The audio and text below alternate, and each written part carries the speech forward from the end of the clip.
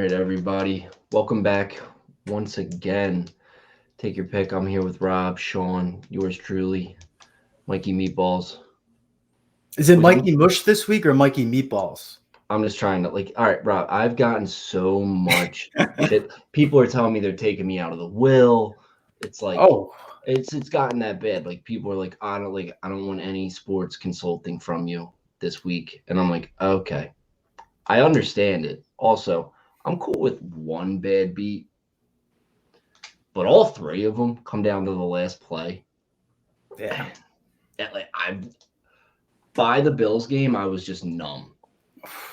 That was, Like the yeah. Titans game, just like I was infuriated. There's a couple candid pictures of me making some pretty funny faces at that one. But come Sunday night, I was just like, this is how it's gonna happen. Even with 13 seconds left, I'm like, nothing is sacred for me right now. But let's move on. I don't want to talk about it. Rob, great call on the Niners. God bless you for that. Yeah, thank you. They've been our Yeah, squad. 3 weeks in a row, they've been our squad. they have been. I had a couple people reach out saying that you were a wizard for that one. So good call. Good call. But I think let's just get right into what matters now. It's championship weekend. We got four really good teams left. A couple teams I didn't really think would be in this particular spot in the season. But we're going to take another trip to Arrowhead. The Chiefs are running on expired time, if you really think about it. And then another team that's also running on expired time is the Bengals. The Bengals are getting 7 there. Rob, walk me through your state of mind in this matchup. Just a quick overview of what you think when you look at that 7. It's a tight line. I mean, I think the number is pretty close to being right. I think the Chiefs, they really showed who they were last week. I mean, we talked about that game last week about how the Chiefs were going to have a hard time against that Bills defense, right? And how the Bills defense was built or retooled to stop that Chiefs offense. But the Chiefs went in there to that game and they did exactly what we expect the Chiefs to do, right? Like they got the ball to their playmakers early, out on the outside at the line of scrimmage, and the Bills did not have an answer. They could not tackle those guys, whether it was Hill or Hardman or even Pringle getting in the mix. I mean, Kelsey made a living in the seam last week. I mean, they just did not have an answer for those star guys on the outside. And, I think that's going to, again, present a big problem for Cincinnati. I mean, I absolutely think Cincinnati is going to be able to score in this game, right? Like both games, this one included, are rematches of very recent games. Like these guys, both these teams, they matched up in Week 17. It was a great game.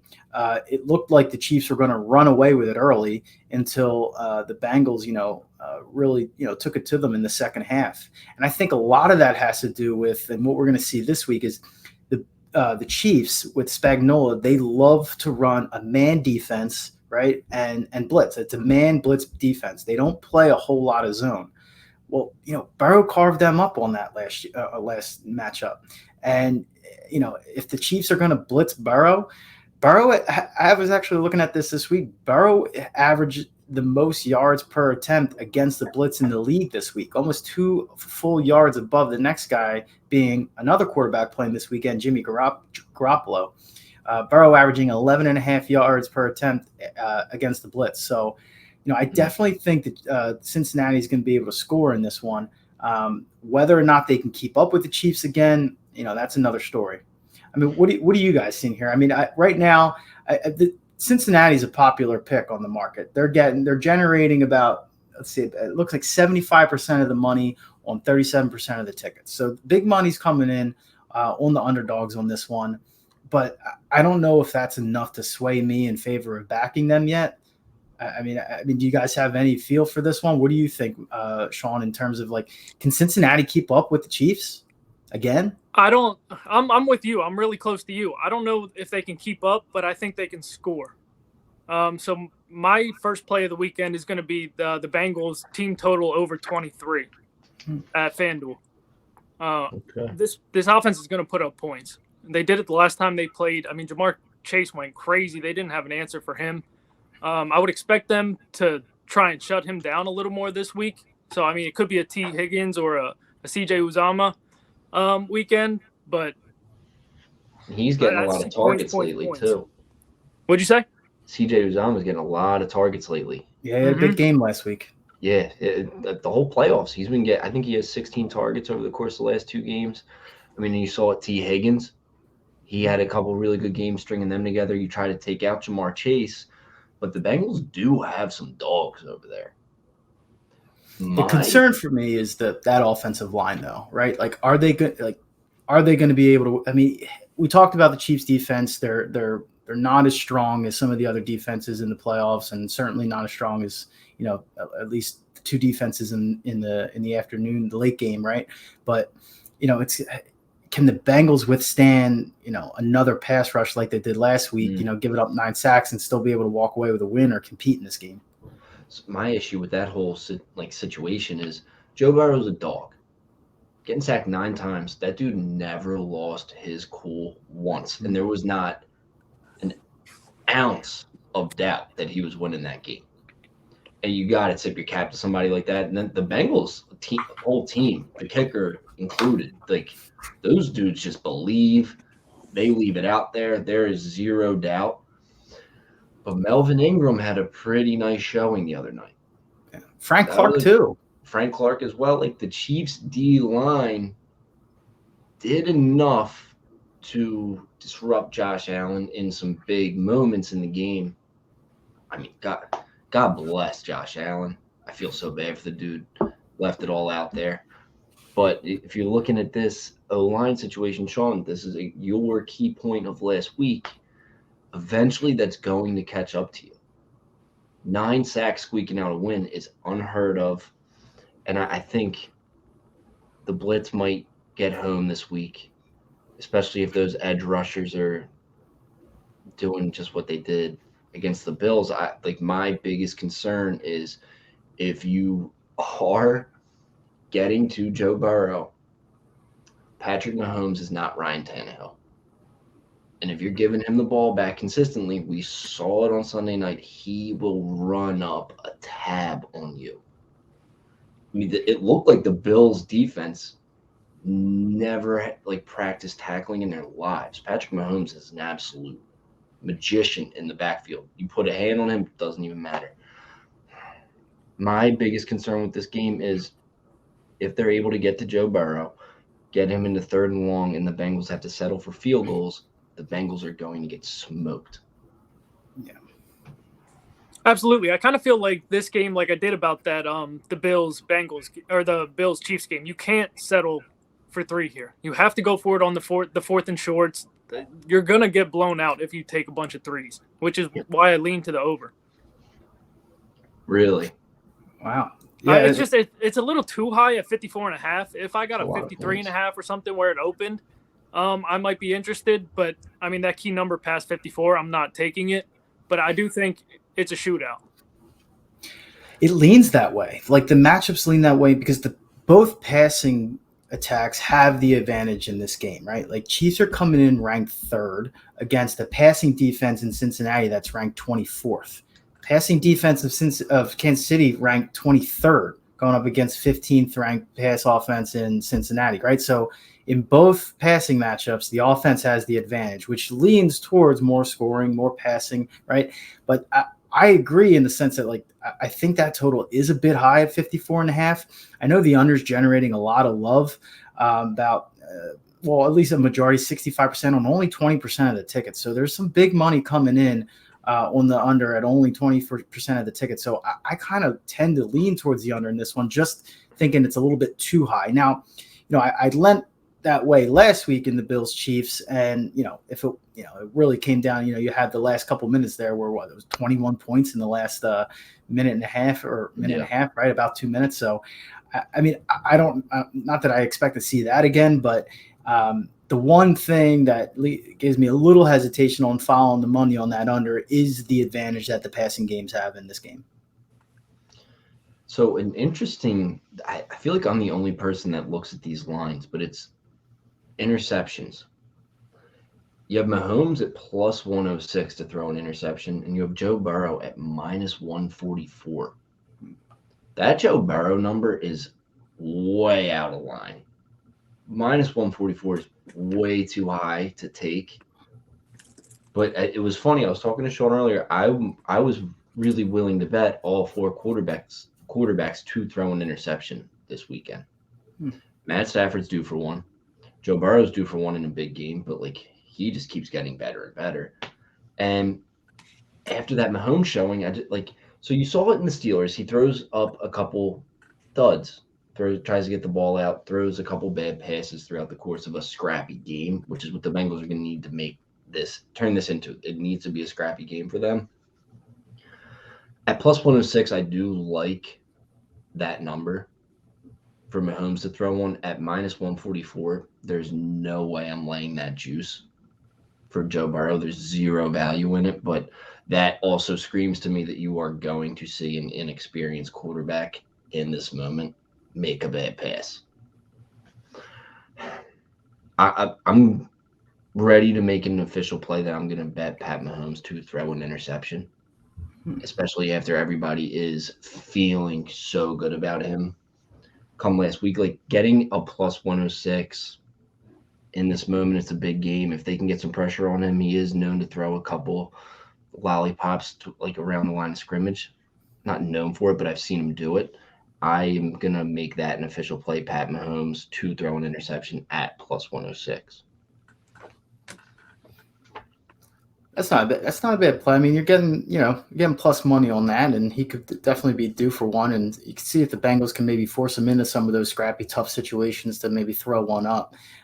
If we're looking at props, one prop I really wanted to flag is Kelce. Travis Kelce is at 76.5 right now on his prop for receiving yards. If there's one bright spot and one matchup advantage that I think the Bengals have on defense in this game, and that's their ability to limit tight ends like Kelce from having a big game. Week 17, they held him to 25 yards. I just think that the linebackers on Cincinnati and the safety play, I think they can handle him, and I would look for them to kind of limit Travis Kelce and maybe force things a bit more on the outside and maybe try to limit the effect Kelce has on the game. I wouldn't mind taking the Kelce under at 76.5. I think it's actually creeped up a bit from about either 74.5, 75 up to the 76.5. So I kind of like playing the Kelce under just because of how well Cincinnati matched up against him earlier in the season. I like that, and make the sideline your friend. It's your 12th defender. Funnel everything out there. Eliminate the middle of the field, because you saw it late in the Bills game. When you let those guys catch the ball in any bit of space in the middle of the field, they are going to torch you. Take that out of the game. Force everything outside. Make them run north-south. Once they get – that's the one team, and those dudes, they're the only guys in the league where I'm like, you are allowed to run east-west as much as you want. It's actually like insane to think. Like they are more productive when they run east-west, get a little bit of separation. Dude, the guy threw the peace sign up on somebody when he was 10 yards in front of him. Yeah. That's terrifying. He's a cheat code. It's not fair. It's insane. That whole offense seems like a cheat code. It just seems like an all Madden offense. And I mean, I don't even see as like, you give them that leeway to make some moves and give them some room east to west, but I don't even see a whole lot of that. Like they're just getting upfield. Like the Hardman play last week where he was dead to rights with about 3 or 4 defenders sitting in front of him. And you see the screenshots of how he was surrounded and able to just blow by them with that just pure speed on the outside and just get cut up field and get by everybody. I mean, he's doing it. Hill's doing it. Again, like their ability, like what the Chiefs are going to do. You know how they're going to get their playmakers involved on the outside and their ability to do that. And for defenses, especially like Buffalo, who, we talked about how they had the second best pass defense in the league up to last week, to not have an answer for that when it's coming. I mean, it's scary. It's scary going up against those skill position players on the Chiefs. So real quick, to me, it sounds like we don't have any official plays on this spread. And we have a couple leans on the totals. But to me, that number is so spot on, and I feel like they're kind of begging you to take the Bengals, giving them a full touchdown. I'd be anxious to see if it bumps over the 7. Like if, and I would again, like if we're talking line movement, playing guess the line between now and game day, I could, I saw there was a little bit of juice, at least on DraftKings at the 7 at -115, and on the Chiefs. If that gets bumped up over the key number of 7 and it gets over a touchdown, then I would be looking at following the money on Cincinnati, especially with the possibility of a backdoor cover in this one, and just knowing, the Chiefs' propensity to kind of give up some points, right? Like we saw it last week. We said Buffalo was going to be able to score on Kansas City's defense, and they did. And I think, again, this matchup presents itself that Cincinnati is going to be able to score on them, especially Burrow and that offense's ability to attack man coverage and beat the blitz. You mentioned, I think earlier you guys were talking about secondary, third receivers for the Bengals. I'm seeing a lot of love being given to Tyler Boyd this week at 39.5 reception yards. I think what plays into that is that the Chiefs are able, they did it last week, right? They're able to shut down the opposing team's number one wide receiver, and essentially they more or less eliminated Stephon Diggs from the game last week and made the Bills use their other guys, which they did. Gabriel Davis went off last week. That's a record. Right. He has over 200 yards. He has 4 touchdowns. Even Beasley chipped in with I think it was at 60 yards last week he had. He did what you pay him to do. Right. So they were able to get the ball to the second, third option. So I think that's what, I would imagine that the Chiefs, we've seen them be able to do that as late as last week, right? And what Jamar Chase did to the Chiefs in Week 17. So I could, if I'm the Chiefs defense, if I'm Spagnuolo, I'm thinking maybe, eliminate their biggest target, their biggest threat being Jamar Chase, and make Joe Burrow go elsewhere, find production elsewhere. And so one of the guys that, like I said, I've been seeing get a lot of love is Tyler Boyd. And I wouldn't be afraid to make that play on his over or any of those second or third options for the Cincinnati. Yeah, that him and T. Higgins are both guys that I wouldn't be hesitant to pull the trigger on, because you have to take Jamar Chase out of it. Dude, you saw it Saturday. Miss one tackle, dude breaks it off for 54. Yeah. Like, you just take him out of the game. He's the only guy that could really hurt you. And then, like you said, the Chiefs did a great job with Stephon Diggs, and Stephon Diggs, the only play he made was tackling the guy that ran on the field. I was surprised. That guy, he got a little bit more screen time than I thought. Bro, he couldn't have picked a better time for his 30 seconds of fame. Also, get the fuck out of here with that. Like nobody wants to see that shit. Like that running on the fields. Like, bro, stay in the stands. Players play, coaches coach, cheerleaders cheer, and fans get drunk in the stands. Like, get the fuck off the field. That shit pisses me off, actually. Actually, wait, speaking of getting drunk in the stands and speaking of pissing you off, Mike, I know you had some thoughts on Mrs. Mahomes giving a champagne shower to the Chiefs fans. Dude, okay. All right. This needs to be said about this woman. She is abusing her husband's power to a point that is like, it's gotten to the point where it's disrespectful to him and his name. Like, people talk poorly about Patrick Mahomes because of his wife and his brother. And the thing that bothers me is, too, he says all the right things, showed so much love to Josh Allen after the game. Like, he handles himself the way you would expect somebody with that talent to handle himself. He does everything right, and his family does everything wrong. Who the fuck are you to spray people with champagne? You didn't play in the game. Act accordingly. Again, just like stay humble, stay up in the club box, and shut the fuck up. Like, dude, it's like that is, and doing that that's so disrespectful.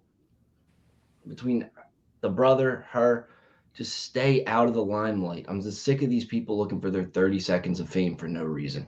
But I'm done talking about them. Actually, I'm done talking about this game. That just pissed me off. Let's get into a heated division rivalry. And I hate to say it, I'm like tired of watching the Niners play football, but like I'm weird with this because they're my favorite culture in football. Like I love that team, but I hate watching them play football when the lights are shining. Right now they're getting 3.5 in LA. They made it a home game the last time they were there. What do you guys think about that? What do you think it says about a team like the Rams, where they're telling, they're excluding ticket sales to only folks with a Los Angeles area code, trying to keep out the opposing fans? I think that's pathetic that you can't actually sell out your brand new stadium. It speaks volumes to with what LA is. right? Yeah, Like, it's what LA is. Yeah. Nobody cares. There's no Rams fans. There's no real Rams fans. LA Rams fans? Yeah, get the hell out. That's what you get from moving to LA. Mm-hmm. That's what you get. Yep. No, let the Niners fans go. At least they're the ones that are going to go and care. I still call them St. Louis. I was on the phone today with buddy. Like I think I called them the St. Louis Rams like 3 or 4 times, and I had to catch myself. I'm not mad at you. I keep calling the Washington football team the Redskins until you give me a real name instead of a Soon. Next week, right? Yeah, it's coming. What are they going to be next? Quick guesses. Generals. Yeah, I was going to say General. I was in favor of the Red Hawks. I like the Red Hawks. That was cool. But it looks like Generals. I'm going with the football team. I kind of like the football team. Why not? Oh God, I hate it. Yeah, dude, that is such a cop out. That whole organization's a cop out. The whole organization's a failure. I mean, they can't even have a proper railings in their stadiums. But no, they have sewage falling on their fans like every other week. It's disgusting. Well, that's not. Yeah. And then you have people falling on the opposing team's quarterback. That whole thing seemed a little rigged to me, but we don't have to get into that. I'm going to give you my gut take on this game. There's no way. How many games in a row have the Rams lost to the Niners? 6. So that's 3 years. There's no way that they can lose this game. But I said that about Tom Brady. And the Rams did everything in their power besides Matt Stafford, because that's my guy. He played out of his mind last week. And people aren't giving him enough credit. Once again, bro, Cam Akers with 2 fumbles in 2 critical points. You fumbled the ball in 2 moments that you could have sealed the game. Cooper Kupp, I'm going to shoot him some bail because he's had such a good year, and then he totally redeems himself on those last 2 plays. You're a dog for that. But Matt Stafford played out of his mind. Also, I'm going to make it another official play. Matt Stafford is going to throw an interception in this game. What do you got on that? I got it at -112. So as soon as I build somebody up, they're going to come crashing down to earth. Matt Stafford's been playing way too well. Another official play is Matt Stafford to throw an interception at -112. But this game strictly comes down to the second half. Once you get to the 7-minute mark in the third quarter, who has momentum? We saw it in Green Bay. We saw it in Lambeau. The Niners are going to keep punching you in the mouth. Do either one of you guys think that the Rams have a chin for it this week? It's going to be tough. Listen, this is one of those games where all the history tells you San Fran. Almost all the matchups tell you San Fran, right? And we can get into that.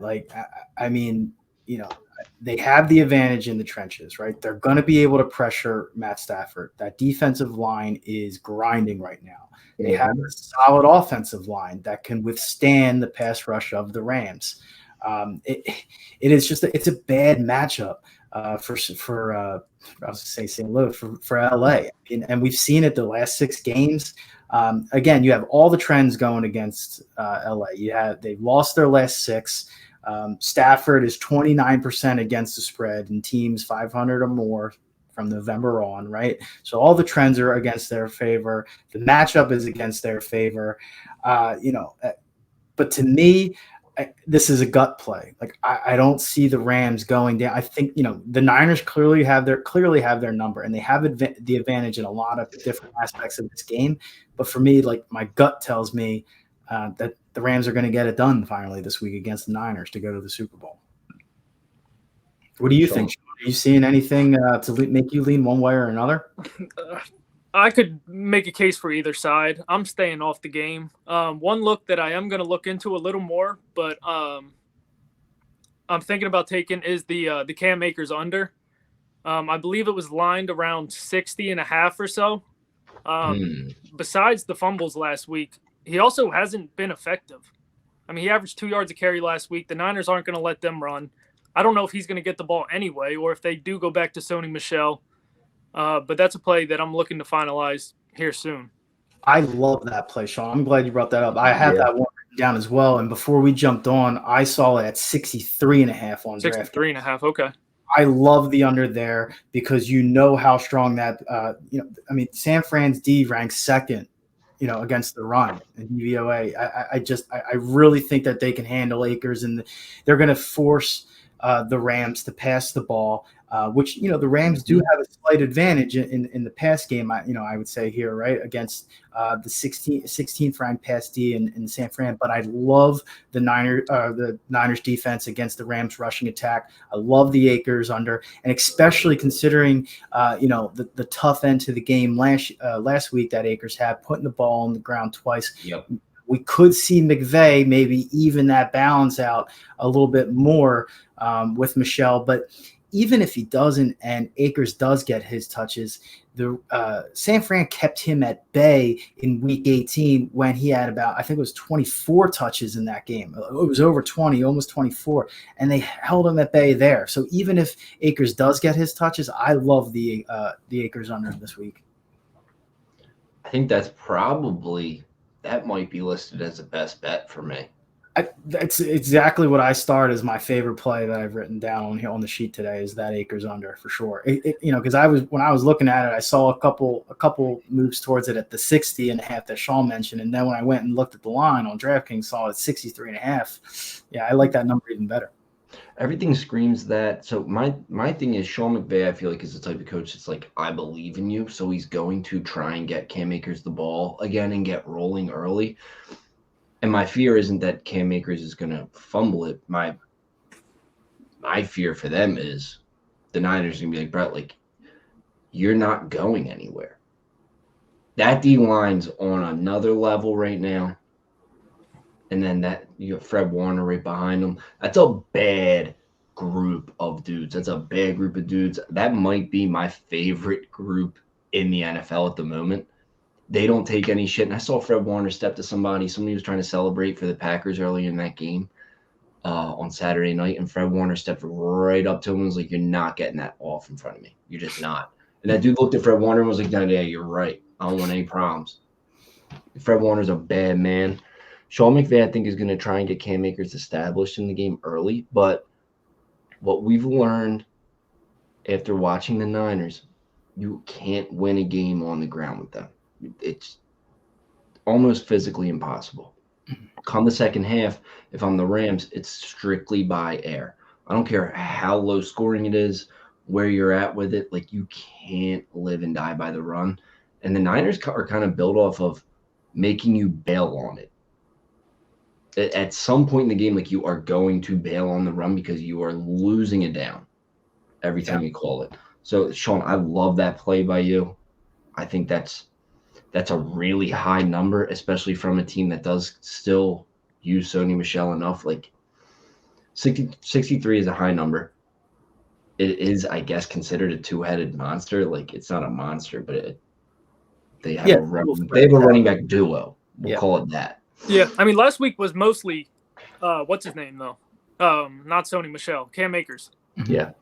He got 24 carries last week. Yeah. It wasn't. He fumbled the ball on the two most critical points in the game. Right. And he didn't even have 50 yards. So, I mean, if they do go back to a two-headed monster, I mean, he's getting 12 carries. Sony Michel's going to share more of that workload this week. There's no doubt in my mind. And As he we're should. talking about it, and the Niners' For run sure. defense is much stronger than Tampa Bay's. I mean, Tampa Bay's run defense has played well. They played well against the Birds. They played well against the Rams. But I mean, this Niners rushing defense is a different animal, in my opinion.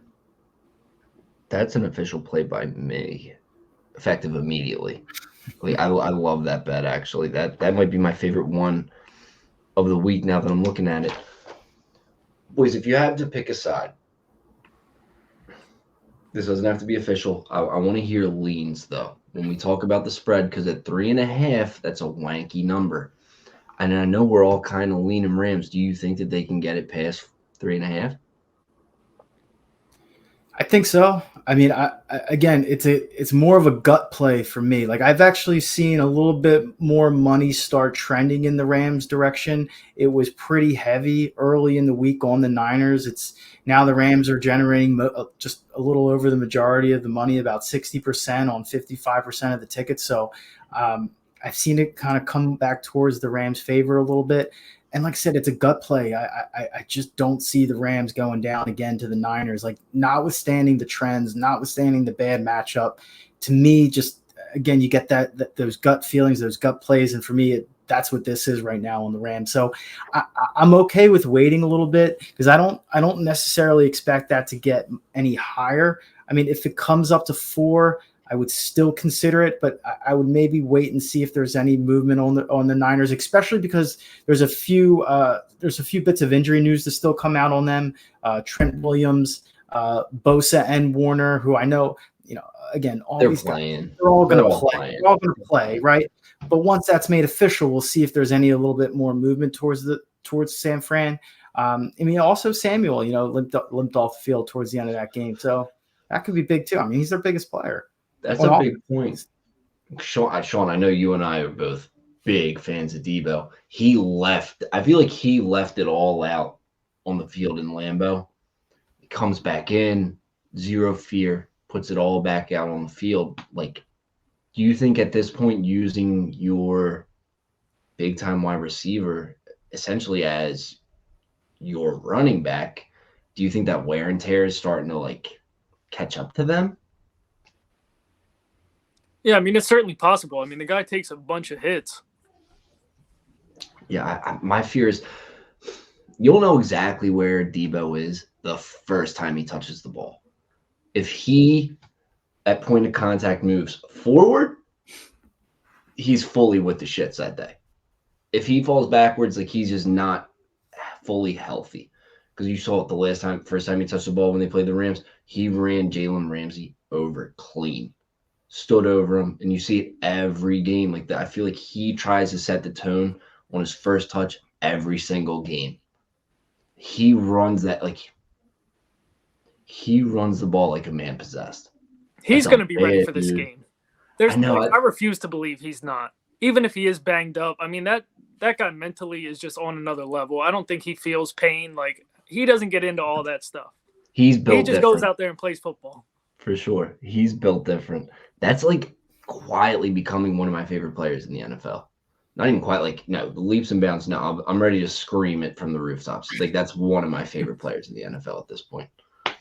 Do you think there's enough power on each side of the ball here to push that total over? Right. So before we jumped on, I saw it at 45.5, which looks to be pretty spot on. The team, they averaged for 46 points in the first 2 meetings this year. I know we didn't see an offensive touchdown out of San Fran, last week. Is there enough action on this one? I know, week 18, they pushed it up pretty high on the total, especially late in the game. Do we see enough here to push that total over? With me, the same thing that's keeping me off the total, or that's keeping me off the side, is keeping me off the total. And it's for me, it's Jimmy G. I don't trust him. I don't know how healthy he is. He looked horrible last week. He stinks. Everyone just, his win percentage, I don't care. He stinks. And I'm not backing him right now, and I won't back him for the rest of the year. The Rams, I mean, they have struggled with the Niners in the past couple meetings. I know the last one they scored pretty well, but I have no feel for this game at all. My thing is, you're not going to see any more celebrating in the end zone from Sean McVay. He won't see I think he learned his lesson. He definitely did. I think they're gonna call a slight. This game in this total is gonna come down to turnovers and where they turn the ball over. Jimmy G loves giving the ball up right when they're getting ready to punch one in. He is notorious for that. He can't help himself. Him and Ryan Tannehill.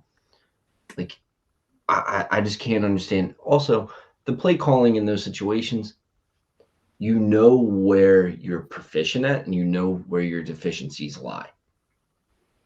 Do your personnel a favor and call the game accordingly. Some of these OCs can't help themselves but getting cute. Kyle Shanahan, I feel like they're going to call it even more conservatively in those field position like moments when the Niners get in the red zone.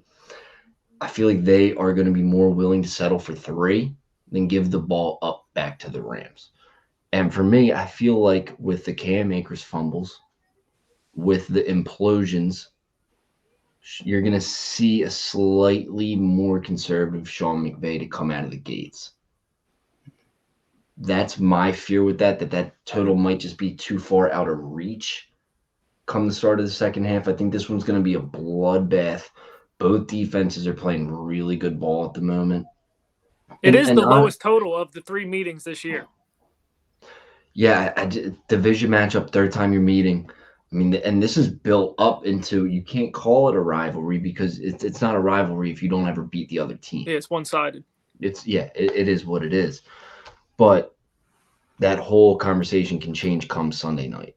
Yeah, the tickets are pretty evenly split on that. They're 50-50 on that total. 65% of the money coming in on the under right now, but it's even in terms of ticket count. You know, I think that total number is pretty close to being spot on because there's that fear: is Jimmy G healthy enough? Can this Niner? You know, are we going to see a Niners offense?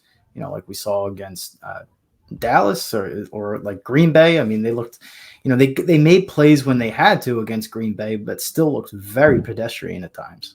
Yeah, I mean, they can't close the deal. Like, they have a real problem.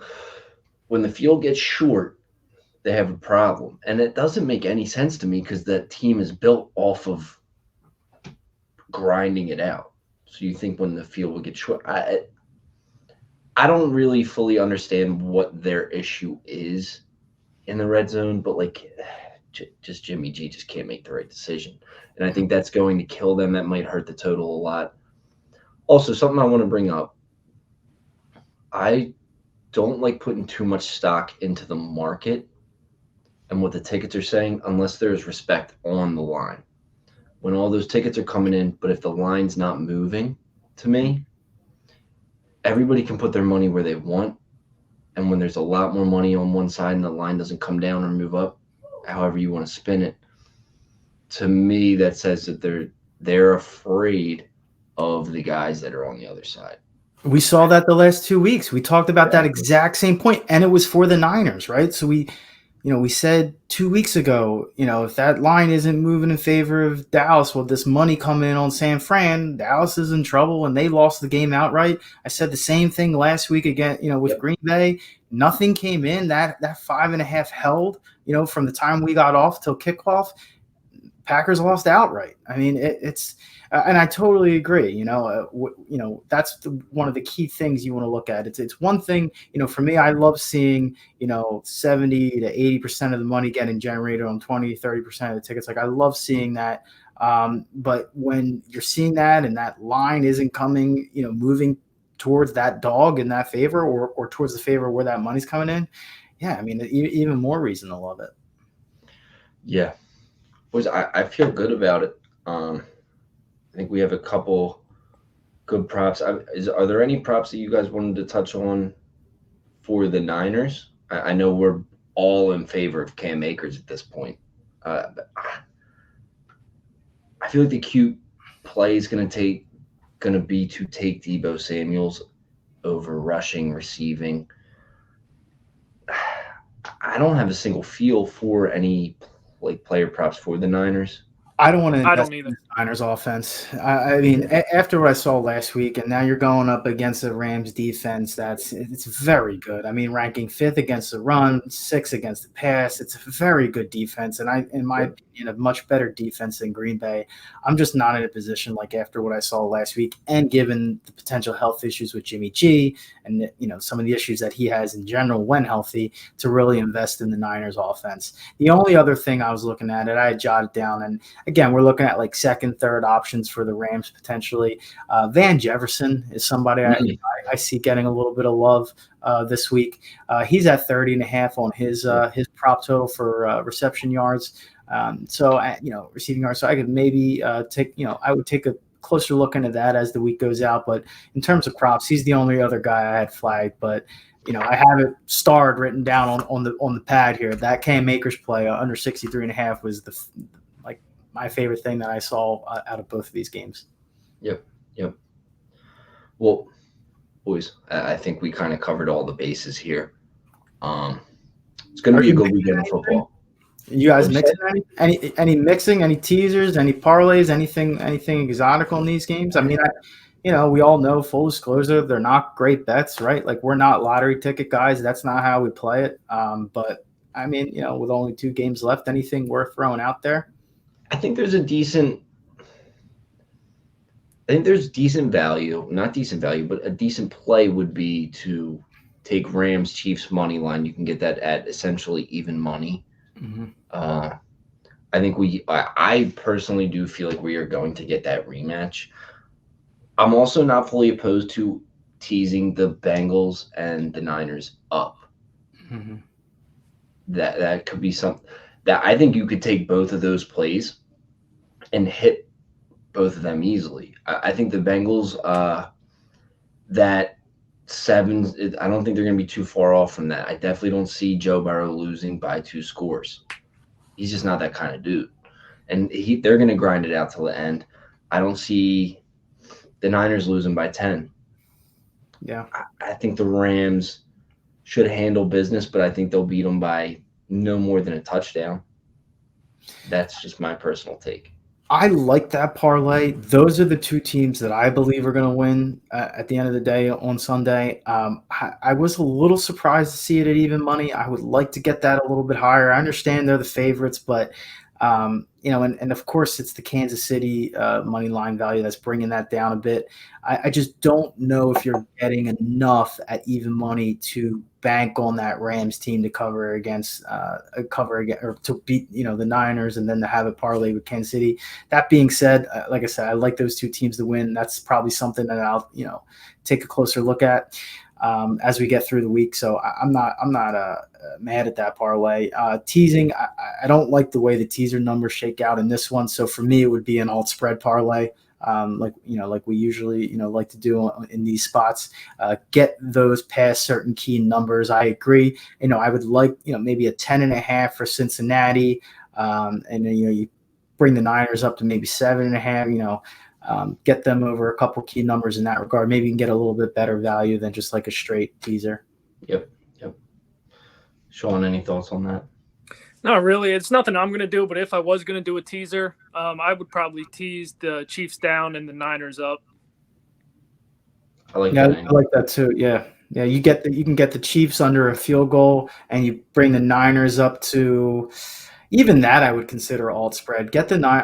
I want to get the Niners maybe at 10.5 and bring the Chiefs down to 2.5 at most, maybe 3.5, depending on how the odds shake out. But I like it. Everybody, we're still running a campaign here. We're giving out good gear. Follow us on the Twitters for all the official plays. Follow us on Instagram for funny little snippets that we're all spewing out. And bet responsibly. I hope we all have a very good AFC, NFC title game. We have a decent amount of plays here on the slate that we could conjure up. And then follow us on Twitter to be determined on what's going to be official and what won't be. But we have a few out there right now. Everybody enjoy the Sunday. Give it to the people, right? Twitter is what? Take your _pick. Instagram, Take your pick 92. That's right. All right. All right, Glad I boys. could keep Until it next straight. time.